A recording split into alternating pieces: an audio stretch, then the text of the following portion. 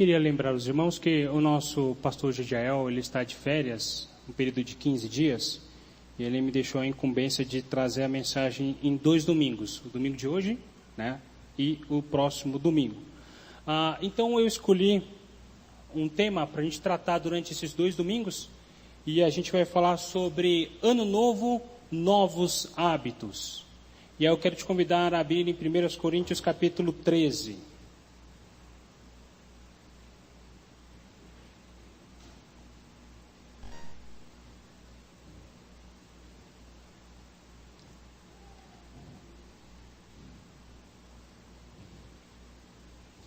Deixe a sua Bíblia aberta e logo a seguir a gente vai já ler esse texto de 1 Coríntios capítulo 13.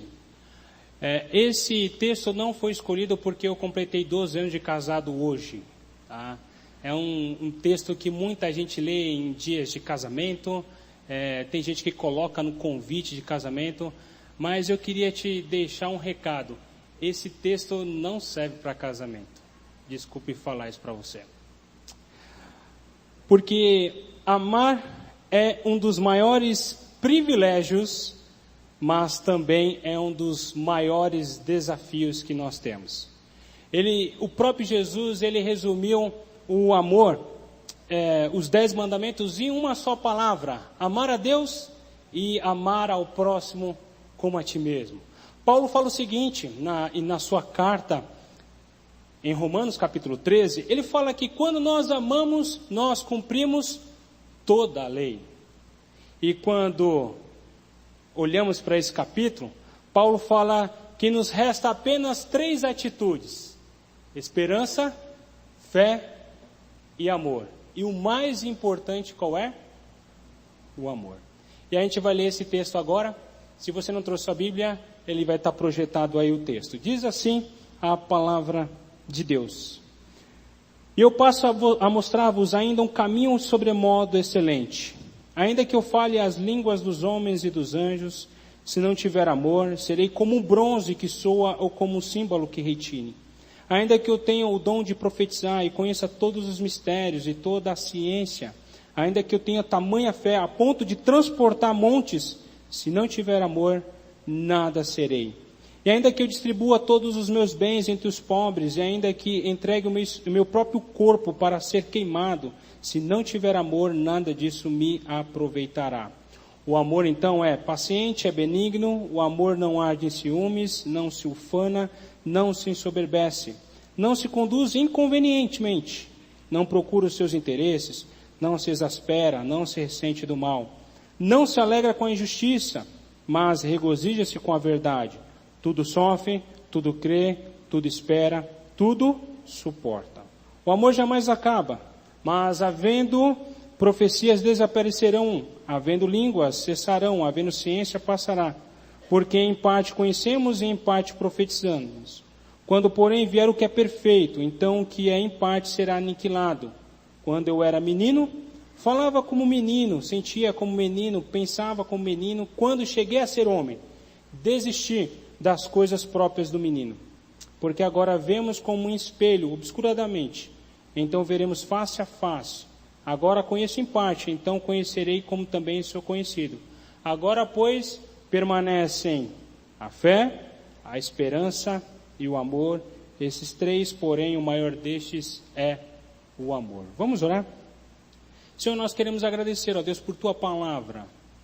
Obrigado, ó Deus, porque o Senhor levantou homens no passado, inspirados pelo Senhor, para colocar a Tua verdade numa linguagem onde a gente possa compreender. Obrigado por aqueles homens que traduziram a Bíblia no nosso português. Obrigado também, ó Deus, porque o Senhor nos dá o Espírito para compreender Tua palavra. Ó Deus, nós queremos Te pedir 2 coisas nessa noite: entendimento na Tua palavra e disposição para ouvir, ó Deus. Porque quando tivermos esses 2 elementos, nós vamos sair daqui com o coração disposto e desafiados a Te obedecer. É a nossa oração no nome de Jesus. Amém, Deus.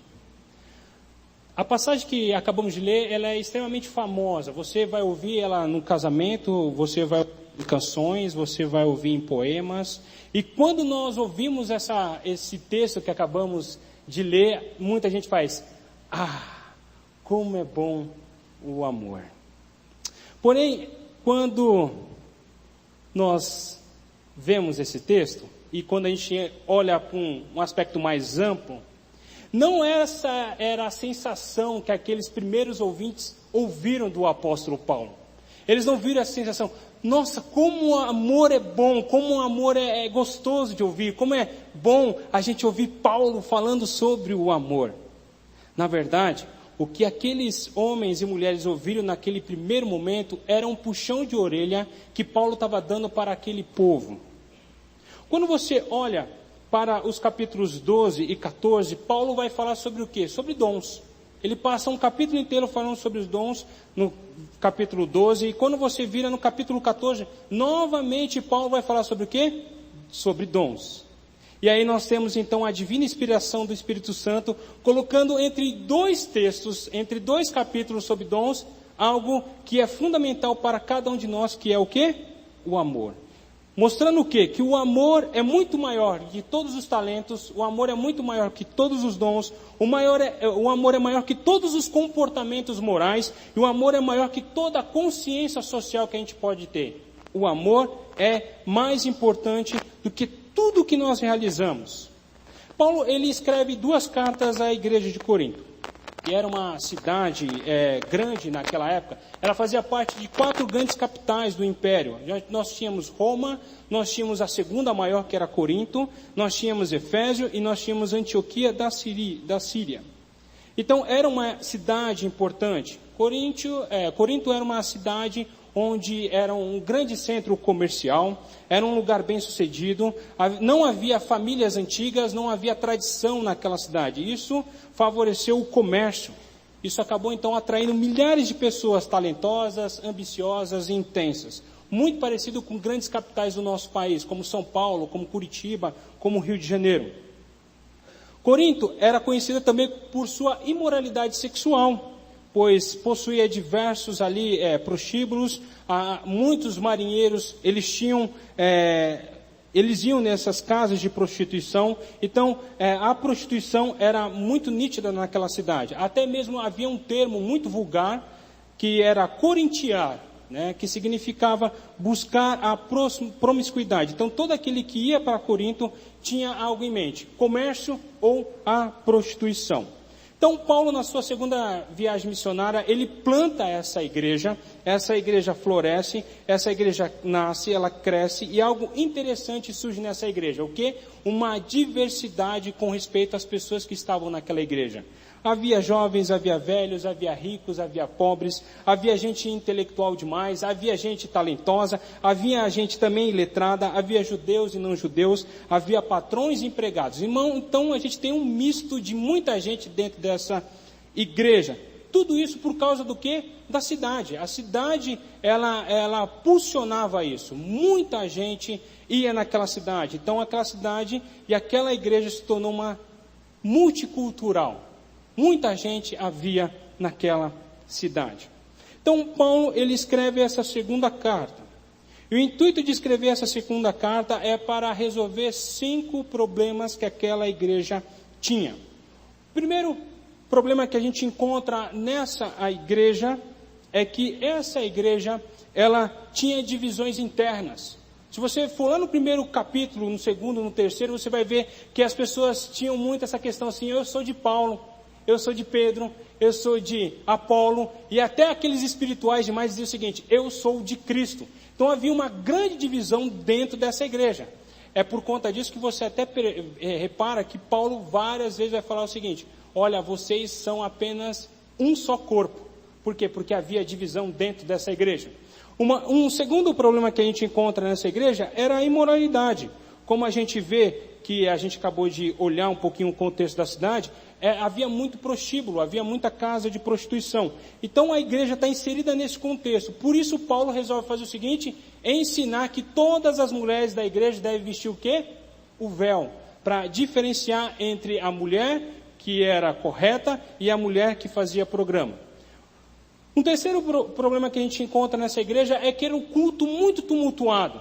Por quê? Porque naquela cidade, a divindade principal da igreja de Corinto era Afrodite.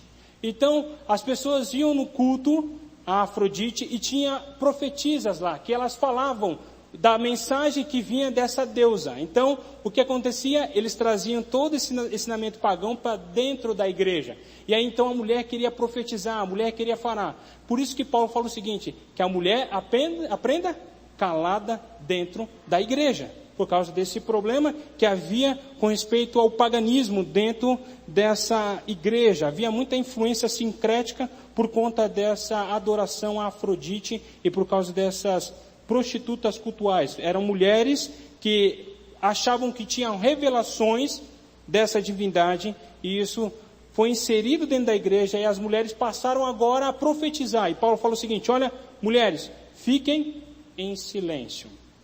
Um terceiro problema que a gente encontra nessa igreja são os escândalos. A gente tem o escândalo do jovem que começa a sair e namorar e a ter relações com a mulher do seu pai. A gente tem escândalos com respeito à comida sacrificada aos ídolos. Então as pessoas sacrificavam alguns animais para os ídolos. Essa carne que sobrava era vendida para o comércio a preço mais barato. Os crentes em Cristo Jesus faziam o quê? Não queriam gastar muito, compravam a comida sacrificada. E aí que nós tínhamos essa questão de escândalo.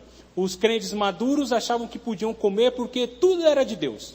E o crente mais novo falava assim, vocês estão em pecado, hein? O último problema que a gente encontra nessa igreja é um confronto filosófico. Como naquela época o gnosticismo estava em alta, era a filosofia reinante naquela época, muita gente valorizava o quê? O conhecimento. Então alguns crentes achavam que o conhecimento que eles tinham de Deus era sinal de que eles haviam sido salvos. E até a gente tem momentos que Paulo vai até defender a sua autoridade como apóstolo, porque havia muita gente que achava que era o cabeção, que conhecia muito da Bíblia, que conhecia muito de Deus, que conhecia muitas coisas, e na verdade não conhecia absolutamente nada. Por quê? Porque eles não tinham a necessidade de quebrantamento, mas apenas conhecimento. Esse era o problemas que haviam dentro daquela igreja. Era uma igreja que tinha divisões internas, era uma igreja que tinha imoralidade, era uma igreja que tinha um culto tumultuado, era uma igreja que vivia em escândalos atrás de escândalos, e aí nós temos a questão do confronto filosófico. Eles davam mais preferência a conhecimento do que a quebrantamento diante de Deus. Então, Paulo está querendo mostrar o seguinte para nós, que há uma grande possibilidade de ser uma igreja conhecida por seus dons espirituais, como era a igreja de Corinto, e mesmo assim ser uma igreja carnal. É possível que uma igreja seja extremamente forte na sua ação social, seja forte na sua evangelização, seja forte nos seus dons espirituais, seja forte no seu louvor, seja forte em muitas áreas, porém, essa igreja ainda pode ser carnal. Por isso, Paulo nos mostra 3 elementos, ou 3 testes para a igreja, para cada um de nós, como um elemento norteador, que é o amor. O amor é o maior privilégio, mas também é o maior desafio que nós temos. Então, o amor, primeiramente falando, quais são os 3 temas, então, distintos sobre o amor que Paulo fala? O primeiro tema distinto sobre o amor que Paulo lança para nós nesse capítulo 13 é que o amor, ele prova a verdadeira espiritualidade. O nosso termômetro não é o tempo que você ora. O nosso termômetro não é o tempo que você lê a Bíblia. O nosso termômetro não é o tempo que você vem na igreja. O nosso termômetro não é quando você levanta a mão ou quando você não levanta. O nosso termômetro não é o quanto você dizima ou não. O nosso termômetro de espiritualidade é o amor. E é por isso que Paulo vai dizer o seguinte, 3 versículos descrevem como eles eram. Eles eram muito talentosos, a profecia, a comunicação, a fé que move montanhas, a liderança, a compreensões dos mistérios de Deus. Eles eram brilhantes, Aquela igreja era talentosa. Eu creio que qualquer pastor gostaria de pastorear essa igreja, por conta dos talentos. Mas a única coisa que a igreja não tinha, que era o mais essencial, era qual? Era o amor. Por isso que no versos 4 a 7, Paulo vai listar muitas coisas referentes àquilo que a igreja não tinha. A igreja não era paciente com as pessoas, a igreja não era benigna, a igreja ela ardia em ciúmes, a igreja se ufanava, a igreja se exasperava, a igreja se ressentia do mal, a igreja não se alegrava com a justiça, mas se alegrava com a injustiça. Essa é a razão porque Paulo levanta essa carta. Por isso que não é uma carta, e não é por isso que não é bom você ler isso no seu casamento. Paulo não estava sentado lá dizendo o seguinte: vamos lá, o que eu devo dizer sobre o amor? Vamos lá, eu vou escrever aqui um poema para vocês. O amor é paciente, gente. O amor é benigno. Não. O que ele está dizendo é o seguinte: vocês são ótimos naquilo que vocês fazem, mas o seu caráter é fedorento. O seu hábito não é bom, é péssimo. As suas obras são excelentes, mas vocês são péssimos como pessoas. E na cultura em que nós vivemos, muitos dão preferência ao aspecto profissional. Ser um profissional de alto desempenho e não se importar com quem você realmente é na sua vida pessoal, desde que você execute, realize e faça, e chegue em casa tranquilo. Toda a ênfase que nós temos é no desempenho e na produtividade. E nós esquecemos daquilo que é essencial, que é o amor. Quando eu estava fazendo esse sermão, eu perguntava para Deus: Deus, eu quero ser testado também com respeito desse amor. E hoje eu estava com a Ellen, a gente foi almoçar, e a gente teve uma situação inusitada aqui na igreja pela primeira vez. E eu olhando aqui para dentro da igreja, e o Mazini fazendo a parte da abertura, e ele deve estar perguntando assim: cadê o pastor? Cadê o pastor? Eu não estou vendo o pastor aqui, eu preciso chamar o pastor para vir pregar. E eu estava dentro daquela salinha conversando com uma senhora. História triste, demais. E naquela sala, Deus estava me dando um soco no estômago. Porque eu estava mais interessado na produtividade, no desempenho. Às vezes eu não cumprimentei vocês na manhã, porque eu estava muito mais preocupado com aquela senhora que precisava do amor.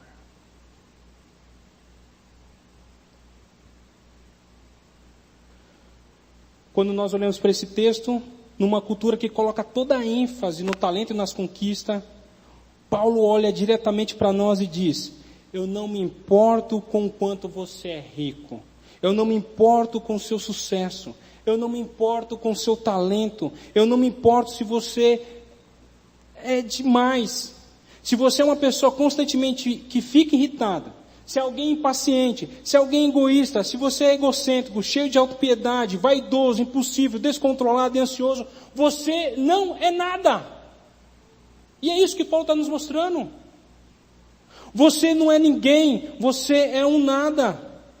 Ainda que você tenha o dom de profetizar, ainda que você conheça os mistérios de Deus, se você conhece toda a ciência, ainda que você tenha tamanha fé de transportar montes, se você não tiver amor, nada você é. É isso que Paulo diz.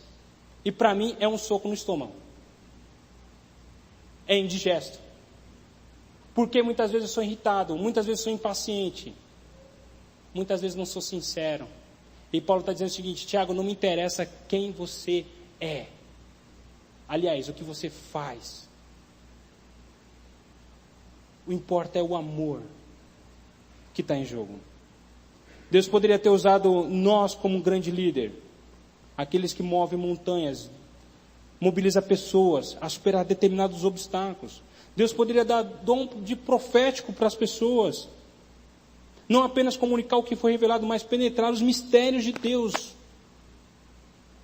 Deus poderia usar você para usar e realizar milagres. Tudo isso. E você ainda continuar sendo um não cristão. E isso é verdade. Você pode ter tudo isso e ser espiritualmente nada. Paulo aqui está falando sobre disposição, sobre entrega. Paulo continua dizendo o seguinte: ainda que eu distribua tudo que eu tenho, todos os meus bens, ainda que eu entregue o meu próprio corpo para ser queimado, se não tiver amor, nada disso se aproveita, ou nada disso se ganha. Paulo está falando aqui de um comportamento moral e virtuoso. Ainda que você obedeça a todas as leis da Igreja Presbiteriana do Brasil, ainda que você obedeça a todas as leis do nosso país, se você não tiver amor, não ganha absolutamente nada, não tem valor. Aí você está dizendo o seguinte: peraí, Tiago, é possível ter tudo isso, dons, milagres, curas, ser alguém disposto a doar e não ser um cristão? Sim, é possível. Eu quero trazer à memória Mateus 7, 22.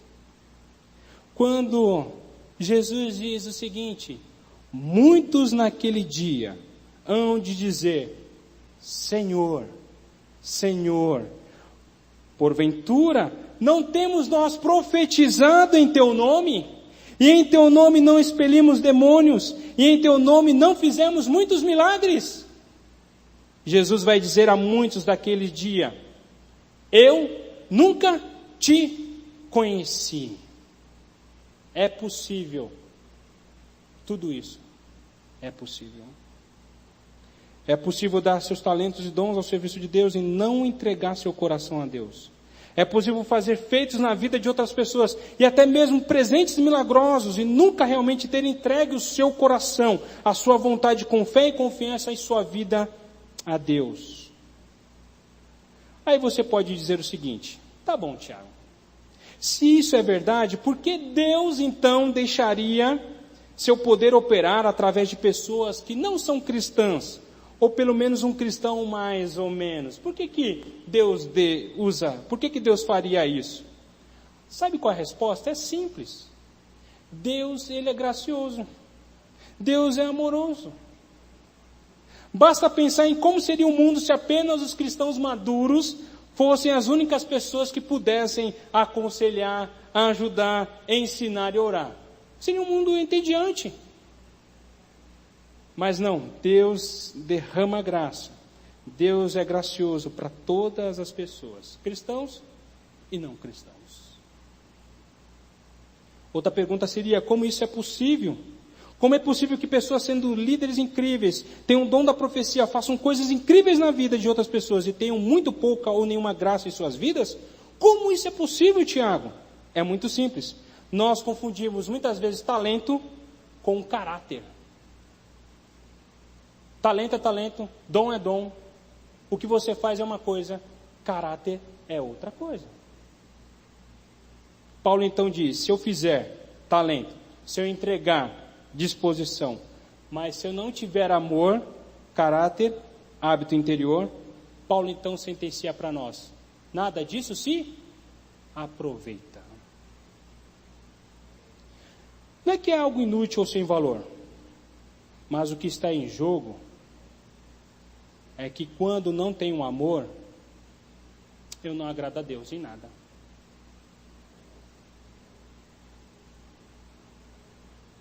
O que você faz não vai aprimorar o seu caráter. Eles não ajudam a ninguém, e muito menos você. E aí você vai perguntar: mas por que dessa forma? Vamos tomar uma definição muito comum sobre o amor. O que é o amor? O amor nada mais é do que servir os outros em vez de você mesmo. Amar é isso. Amar é trazer a felicidade sua para o outro. Isso é amor. Então nós vimos que o amor prova a verdadeira espiritualidade. E a pergunta é: você ama? Você de fato ama? Porque isso vai definir a sua verdadeira espiritualidade. Vamos ver qual o segundo item que Paulo nos mostra. Ele vai dizer que o amor é algo personificado. Às vezes acreditamos e verbalizamos, muitas vezes, que o amor pode ser chamado como um sentimento ou como uma ação. Mas o amor é algo personificado, é uma pessoa o amor. Sabe por quê? Porque Paulo aqui não está falando sobre verbos, Paulo não está falando aqui de um conjunto de adjetivos, até a nossa tradução aí tem verbos, né? O amor é e tudo mais, tá? Mas não é isso. A melhor tradução que eu posso ver da personificação do amor, daquilo que Paulo tem vontade e tem desejo de expressar para nós nesse capítulo, a partir da inspiração do Espírito Santo, é o seguinte: o amor sofre muito tempo com a paciência. O amor mostra bondade. O amor não há de inveja. Não é inflado com sua própria importância. Nunca é rude e mal educado. Pelo contrário, o amor celebra com alegria a verdade. Dá todo tipo de apoio, nunca perde a fé, nunca esgota a esperança. E nunca desiste.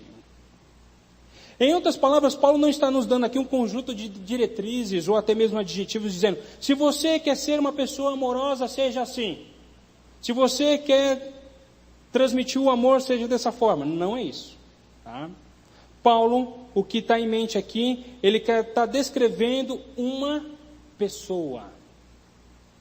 Uma pessoa que ama. Ele está nos mostrando uma pessoa que é o amor em si. Mas como isso é possível? Então vamos entender um pouquinho aquilo que Paulo está querendo nos mostrar nesse texto aqui. Paulo vai dizer que o amor é mais que um sentimento e ação, mas que o amor é uma pessoa. Isso tem dois significados, um de forma geral e uma de forma específica. De forma geral, Paulo quer nos dizer o seguinte: você nunca será uma pessoa amorosa se você pensar que o amor é um conjunto de diretrizes ou de alguma forma você precisa aprender a inspirar e a saber o que era o amor. Sabe por quê? O amor de fato é um poder vivo que tem que se apossar de você e dar vida a você. O amor é um poder. O amor é pessoal. O amor é vivo e ativo. O amor tem que entrar em você. Então, já aprendendo, estão entendendo o que eu quero dizer? O amor é uma pessoa. Você tem que, esse amor tem que te encontrar. Caso contrário, você nunca vai amar. E a gente lê um texto, lá em 1 João. Nós o amamos, por quê? Ele nos amou primeiro. Essa é a razão geral. O amor é ativo, é um poder, é uma pessoa. A razão específica pela qual ele coloca o amor como uma pessoa é porque ele está pensando em quem? Em alguém, em uma pessoa. Se ficarmos apenas com o texto de 1 Coríntios capítulo 13, nós vamos ver que o amor ali é um adjetivo, que o amor é um verbo, mas Paulo tem em mente que o amor é uma pessoa. Agora volte nos primeiros capítulos de 1 Coríntios.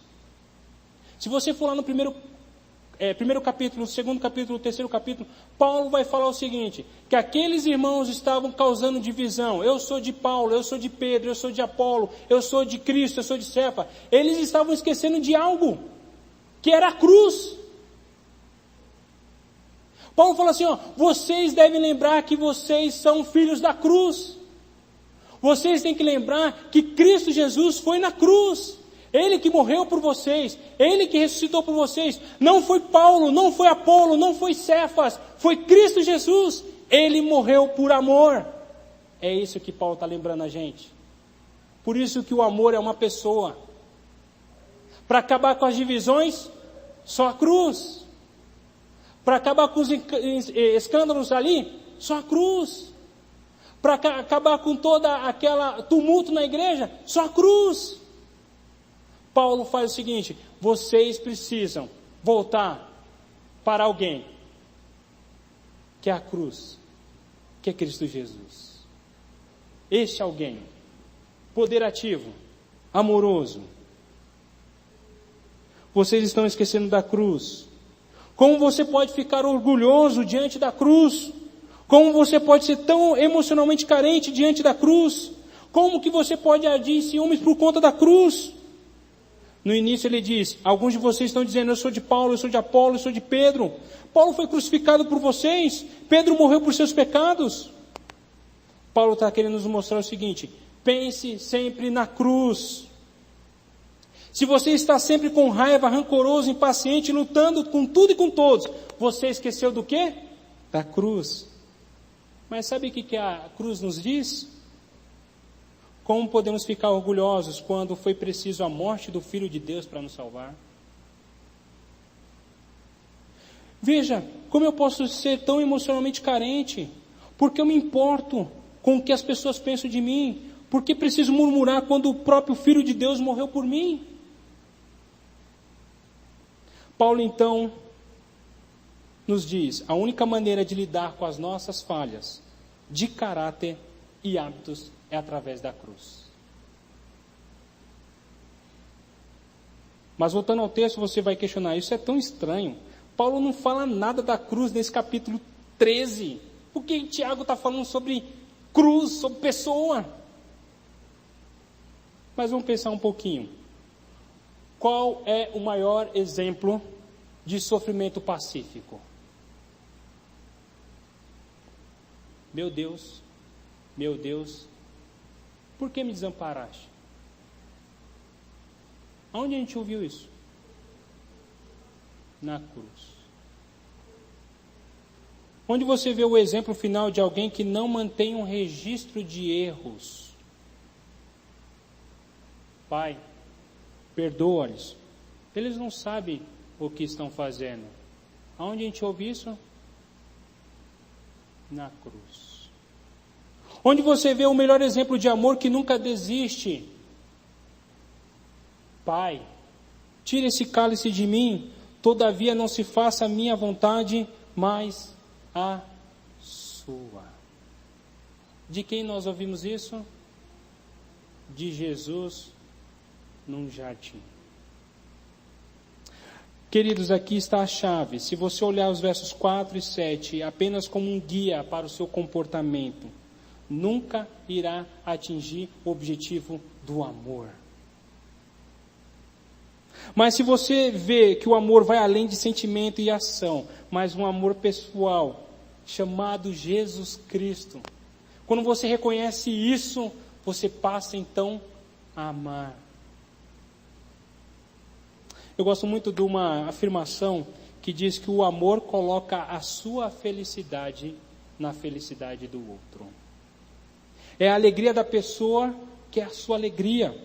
Não há outra alegria que você quer. A felicidade, o progresso, o prazer da pessoa são o seu prazer e não há mais nada disso. Mas qual é a vantagem de tudo isso? O que eu ganho com isso? Abra sua Bíblia em Isaías 62, verso 11.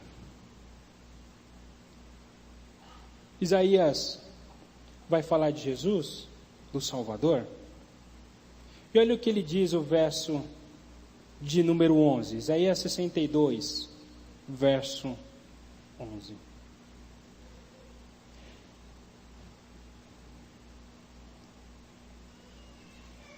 Diz assim: eis que o Senhor fez ouvir até as extremidades da terra essas palavras. Dizei à filha de Sião: eis que vem o teu Salvador, vem com ele a sua recompensa.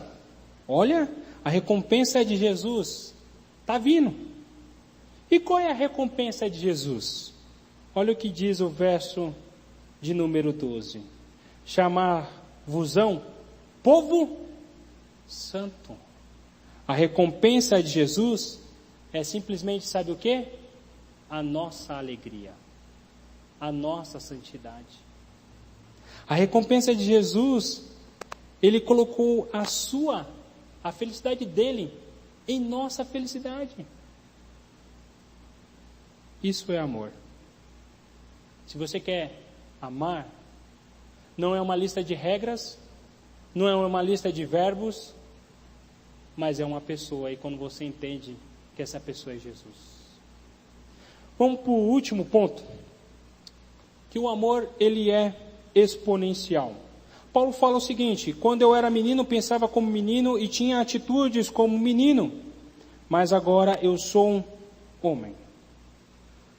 Não é a nossa natureza amar. Nós vimos que aprendemos que o amor é através da cruz, do amor de Deus pelos seus filhos, através do sacrifício de Jesus. Tendo essa consciência de que o amor é a cruz, que o amor é a obra de Jesus, nós precisamos então crescer no amor. E Paulo vai falar o seguinte: quando eu era menino, falava como menino, eu sentia. O que isso significa? Significa que uma pessoa infantil ou infantilizada é alguém instável, é alguém impaciente, algo tipo, eu quero agora. Quem tem criança sabe como que é. Eu quero agora, eu quero sorvete, eu quero agora, pai. Por que está demorando tanto? Eu quero ir embora. A criança infantilizada, né? A criança, o adulto infantilizado também é dessa forma. A pessoa que não ama é assim, quer para agora, é impaciente, tem raiva, está doido para ir embora desse culto. Por quê? Porque não cresceu ainda. Uma das principais marcas de um amor infantilizado, sabe qual é? Tolerante comigo mesmo e intolerante com o próximo. Quando alguém não faz o que se espera, nós falamos que essa pessoa é o quê? Preguiçosa. Mas quando nós não fazemos, dizemos que estamos o quê? Muito ocupados. Tolerante comigo e intolerante com o outro. Quando alguém contrai uma dívida, nós dizemos o seguinte, que ele é irresponsável, gastou tudo, não podia fazer isso. Mas quando nós contraímos uma dívida, dizemos que o quê? Ganhamos pouco.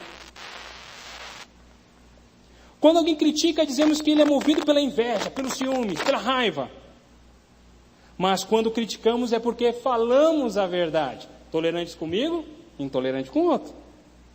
Quando alguém discorda, dizemos que é soberbo. Mas quando discordamos, dizemos que somos o quê? Criteriosos. Quando alguém cai, então, nós dizemos o seguinte, que as suas atitudes já demonstravam que ele cairia. Mas quando caímos, quando nós pecamos, dizemos o seguinte, o diabo armou uma cilada contra mim. Nós somos tolerantes conosco e intolerantes com os outros. Isso é ser infantil. Isso é ser menino que precisa crescer. Uma das marcas do desamor é quando somos extremamente tolerantes com a nossa vida, ao passo que somos extremamente intolerantes com a pessoa que está ao nosso lado. Vamos voltar um pouquinho para aqueles 5 problemas que a gente tinha naquela igreja. Divisões. Portanto, em amor, acabem com as divisões. Sente-se ao lado daquela pessoa que você não gosta. Procure andar, procure abraçar, procure amar a pessoa que pensa diferente de você. Quando a igreja ama a Deus, a igreja não tem tampa panelinhas. Não tem as famosas tampas de panela. Quando a igreja de fato ama, é todo mundo, não tem acepção de pessoas. Acabe então com as divisões.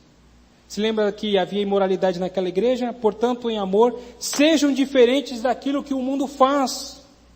Lá fora, jovem, é permitido o sexo livre. Lá fora, homens e mulheres, é permitido o adultério. E fazem isso à torta e direita. A televisão mostra isso. Seja diferente. Não faça isso por amor. Tumultos no culto. Portanto, em amor, não faça para se aparecer para os outros. No mundo onde diz que você precisa fazer tudo para ser visto pelos homens, o amor apenas nos diz para sermos humildes. Escândalo na igreja. Portanto, em amor, verifique o limite da sua liberdade em amor ao outro. Se o amor não gosta da atitude que você está tendo, não vou fazer, por causa que o limite é o amor. A felicidade sua é encontrada na felicidade do outro. Conhecimento. Portanto, em amor, não é o conhecimento que gera intimidade com Deus, não é o misticismo, não é a moralidade, não é a intelectualidade acima das pessoas, não é os 5 pontos do calvinismo, mas um coração quebrantado diante de Deus. Amor. A pergunta é: o que fazer para amar então? Como esse amor se torna exponencial? Amar a Deus, amar o próximo e amar a você mesmo. Se você não ama a Deus, você não vai amar mais ninguém. Se você não ama o próximo, certamente você não ama a si mesmo. Para ter um amor exponencial, eu preciso, primeiramente, amar a Deus, amar ao próximo e a mim mesmo. Ok. Para refletir, então, praticar.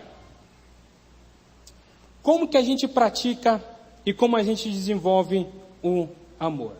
Primeiramente, peça a Deus amor, porque Deus é a fonte de todo amor. A gente leu isso em 1 João. Ele é a fonte de todo amor. Então eu preciso orar. Se você quer amar, comece orando. Ore todos os dias. Ore por aquela pessoa que você odeia, para que você possa amar ela. Ore por aquele que te persegue. Ore, clame. O salmista pede para ter um coração dilatado, no Salmo 119, verso 2. Como são felizes os que obedecem os seus preceitos e buscam de todo o coração. Quer amar? Ore. Peça. 2. Livre-se daquilo que é incompatível com o amor. Então, molde-se as suas palavras. Como falar e quando deixar de falar. Você precisa aprender a falar com as pessoas. A Bíblia fala que as nossas palavras têm que ser temperadas com amor. Outra, a gente precisa se livrar daquelas 5 questões que a gente foi apresentada da igreja de Corinto. Escândalo, imoralidade, tumultos, divisões, conhecimento exagerado em contrapartida de um coração não quebrantado. Livre-se daquilo que é incompatível com o amor. E por fim, pratique o amor. Um propósito, um compromisso, um privilégio, um grande desafio. Pratique atos de amor para com Deus. Tire momentos da sua vida para exaltar a Deus. Tire momentos para falar com Deus. Tire momentos para ouvir a Deus. Tire um momento para praticar aquilo que Ele ordenou. Isso é amor. Pratique atos de amor para com o próximo. Surpreenda as pessoas com atos de serviço. Surpreenda as pessoas com palavras amorosas. Surpreenda as pessoas com um abraço. Surpreenda as pessoas com outras atitudes de amor. Surpreenda as pessoas. Pratique atos de amor para si mesmo. Não seja escravo da sua agenda. Cuide-se. Não busque o sucesso a qualquer custo, mas cuide-se daquelas pessoas que estão à sua volta, sua esposa, seu marido, seus filhos. Pratique o amor. Eu queria encerrar com uma frase de Lutero, quando ele fala da caminhada cristã. E eu quero convidar o Alexandre, a gente vai cantar uma última música. Lutero nos diz o seguinte: esta vida, portanto, não é justiça, mas crescimento em justiça. Não é saúde, mas cura. Não é ser, mas se tornar. Não é descansar, mas é exercitar. Ainda não somos o que seremos, mas estamos crescendo nessa direção. O processo ainda não está terminado, mas vai prosseguindo. Não é o final, mas é a estrada. Todas as coisas ainda não brilham em glória, mas todas as coisas estão sendo purificadas. Deus está nos ensinando a amar. E é o que Deus nos faz para desenvolver o amor. É sempre colocando ao nosso lado pessoas difíceis. A gente vai cantar uma canção. Nesse momento dessa canção, eu queria que você tivesse 2 atitudes, se essa o Espírito falou ao seu coração nessa mensagem. A primeira dela é que você possa confessar a Deus no seu lugar. Dizer para Deus: Deus, eu não tenho amado. O meu coração tem sido irritado, ciumento. Nada tem se encaixado na minha vida por falta do amor. Então você vai fazer essa oração, se Deus tocou no seu coração sobre isso, sobre confessar o amor que te falta.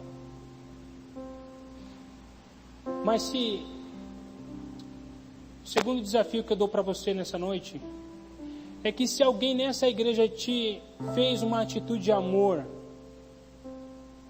algo que você não esperava, que você foi surpreendido, que você possa sair da sua cadeira agora e dar um abraço nessa pessoa e dizer assim: ó, eu glorifico a Deus por sua vida, pela atitude amorosa que você teve. Talvez você não lembre, mas eu lembro. daquele dia. 2 ações: orar, confessando. Mas se você foi surpreendido pelo amor por alguém nessa igreja, você pode sair do seu lugar, abraçar essa pessoa e dizer assim: olha, obrigado pelaquela demonstração de amor tão graciosa na minha vida.